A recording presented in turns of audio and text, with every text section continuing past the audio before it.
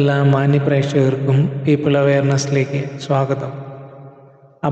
ജടിലമായ പ്രസ്താവനകൾ നടത്തി പലപ്പോഴും വിവാദത്തിലായിട്ടുള്ള ഒരു രാഷ്ട്രീയ നേതാവാണ് രാഹുൽ ഗാന്ധി.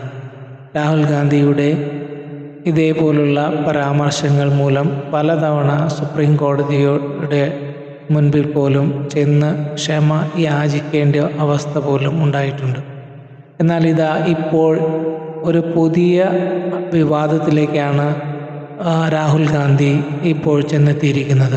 രാഹുൽ ഗാന്ധി നടത്തിയ ഒരു പരാമർശം വളരെ അധികം ലജ്ജാകരവും രാഷ്ട്രീയക്കാരുടെ ഇടയിൽ അദ്ദേഹത്തിനെതിരെയുള്ള ഒരു വലിയ അവമതിപ്പിനും ഇടയാക്കിയിട്ടുണ്ട്. ഈ പ്രസ്താവന എന്തെന്ന് നമുക്കൊന്ന് നോക്കാം. Do not think that we are fighting a fair fight. There is no fairness in this. If you believe that we are fighting a political organization called the BJP, that we are fighting a political organization called the RSS, you have not understood what is going on. The BJP and the RSS have captured every single institution of our country.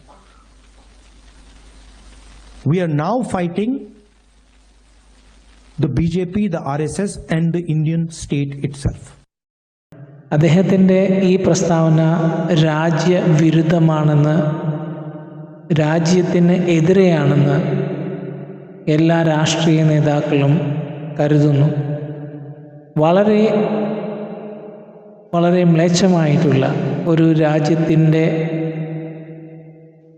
ഉപ്പും ചോറും തിന്ന് ആ രാജ്യത്തിൽ വസിക്കുന്ന ഒരു പൗരൻ ഒരു രാജ്യത്തിനെതിരെ യുദ്ധം ചെയ്യുന്ന തരത്തിൽ തൻ്റെ ആഹ്വാനം നടത്തുന്നത് തികച്ചും ദേശത്തിൻ്റെ സുരക്ഷയ്ക്ക് തന്നെ ഭീഷണിയാണ്. നമുക്കറിയാം, രാഹുൽ ഗാന്ധി UPA അധികാരത്തിലിരുന്ന കാലഘട്ടത്തിൽ 2004 മുതൽ 2014 വരെ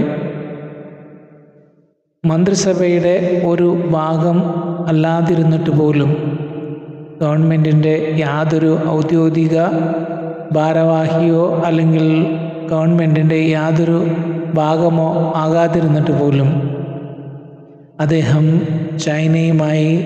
ചൈനയിൽ ചെന്ന് കമ്മ്യൂണിസ്റ്റ് പാർട്ടിയുടെ നേതാവുമായി ഒരു MOU ഒപ്പുവയ്ക്കുകയുണ്ടായി, മെമ്മോറാണ്ടം ഓഫ് അണ്ടർസ്റ്റാൻഡിങ്. ഈ MOU എന്ത് വിഷയമാണെന്നും ഈ MOUയിൽ എന്താണ് ഉള്ളതെന്നും ഇന്നും ഇന്ത്യയിലെ ജനങ്ങൾക്കോ സർക്കാരിനോ അറിയില്ല. അപ്പോൾ അത്ര നിഗൂഢമായി രാജ്യത്തിൻ്റെ ശത്രുക്കളുമായിട്ട് സന്ധി ചേരുന്ന, ശത്രുക്കളുമായി ഉടമ്പടി വയ്ക്കുന്ന ഒരു രാഷ്ട്രീയ നേതാവാണ് രാഹുൽ എന്നതുകൊണ്ട് തന്നെ രാഹുൽ ഗാന്ധിയുടെ ഇത്തരത്തിലുള്ള പരാമർശം ഇന്ത്യയിലെ എല്ലാ ജനവിഭാഗങ്ങളും ഇന്ത്യൻ സർക്കാരും വളരെ വളരെ ഗൗരവമായി എടുക്കേണ്ടതും, രാഹുലിനെ നിസാരമായി കണ്ട് പപ്പു എന്ന് വിളിച്ചുകൊണ്ട് തള്ളുന്നതിന് പകരം ഇദ്ദേഹത്തിൻ്റെ ഇത്തരം പരാമർശങ്ങളിൽ വളരെ സസൂക്ഷ്മം ഏജൻസികളെ വെച്ച് നിരീക്ഷിക്കേണ്ടതുമാണ്. രാജ്യത്തിൻ്റെ രക്ഷ, രാജ്യത്തിൻ്റെ സുരക്ഷ എല്ലാ പൗരന്മാരുടെയും ജീവനേക്കാൾ വലുതാണ്.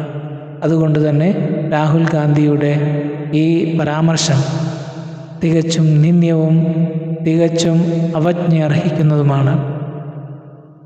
നീണ്ട 10-60 വർഷം ഇന്ത്യ രാജ്യം ഭരിച്ച കോൺഗ്രസ് പാർട്ടിക്ക് വെറും 10 വർഷം അധികാരത്തിൽ നിന്ന് വിട്ടു നിൽക്കേണ്ടി വന്നപ്പോൾ രാഹുൽ ഗാന്ധിക്ക് സഹിക്കാൻ പറ്റുന്നില്ല. രാഹുൽ ഗാന്ധി പറയുന്നത് BJPയും RSSും ഇന്ത്യ രാജ്യത്തെ എല്ലാ സ്ഥാപനങ്ങളുടെ മേലും അധികാരം കീഴ്പ്പെടുത്തി കഴിഞ്ഞു എന്നാണ്. ഒരു പാർട്ടി അധികാരത്തിൽ വരുമ്പോൾ, അവരുടെ സർക്കാർ ഭരിക്കുമ്പോൾ ആ പാർട്ടിയുടെ, ആ ഗവൺമെൻറ്റിൻ്റെ കീഴിലായിരിക്കും ആ രാജ്യത്തെ എല്ലാ സംവിധാനങ്ങളും. ഇനി അതിൽ നിന്നും വ്യത്യസ്തമായി ഇന്ത്യയിലെ പല സംസ്ഥാനങ്ങളും ഇന്ന് ഭരിക്കുന്നത് കോൺഗ്രസ് ആണ്. കോൺഗ്രസ് ഭരിക്കുന്ന സംസ്ഥാനങ്ങളിലെ എല്ലാ ഗവൺമെൻറ് സ്ഥാപനങ്ങളും കോൺഗ്രസിൻ്റെ കീഴിലുമാണ്. അപ്പോൾ ഇതെല്ലാം കോൺഗ്രസ്സിന് അറിയാമായിരുന്നിട്ടും ഇതേപോലുള്ള ജടിലമായ പ്രസ്താവനകൾ നടത്തി സ്വന്തം നിലയെ ലീഡർ ഓഫ് ഓപ്പോസിഷൻ എന്ന സ്വന്തം നിലയെപ്പോലും കളഞ്ഞുകുളിക്കുന്ന ഒരു വിവേകശൂന്യനായ രാഷ്ട്രീയക്കാരനായി രാഹുൽ ഗാന്ധി മാറുന്നു എന്നുള്ളത് തികച്ചും ഖേദകരമാണ്.